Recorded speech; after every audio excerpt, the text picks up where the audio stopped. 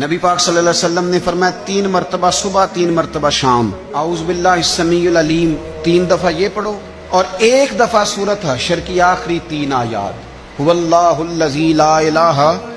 الا هو عالم الغیب والشہادۃ هو الرحمن الرحیم۔ اعوذ باللہ من الشیطان الرجیم ہے نا، اس کو پڑھنا ہے اعوذ باللہ السمیع العلیم من الشیطان الرجیم۔ فرمایا 3 دفعہ اس کو پڑھو اور 1 دفعہ سورہ حشر کی 3 آیتیں، 1 دفعہ صبح اور 1 دفعہ شام۔ صبح کیا ہے، شام کیا ہے؟ تو اعلیٰ حضرت بریلوی فرماتے ہیں صبح سے مراد ہے آدھی رات ڈھلنے سے لے کر سورج نکلنے تک، آدھی رات ڈھلنے سے لے کر یعنی تہجد کا ٹائم سے لے کر سورج اور شام کیا ہے، دوپہر ڈھلنے سے لے کر مغرب کی اذان تک، یہ شام ہے۔ اب سن لیں، یہ ترمذی کی حدیث ہے سیاستہ کی، نبی پاک نے فرمایا جس نے 3 مرتبہ اعوذ باللہ پڑھی اور 1 بار سورہ حشر کی آخری 3 آیتیں پڑھی، 1 دفعہ صبح پڑھے 1 دفعہ شام پڑھے،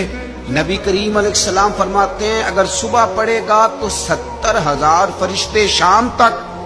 اور اگر شام کو پڑھے گا تو 70,000 فرشتے صبح تک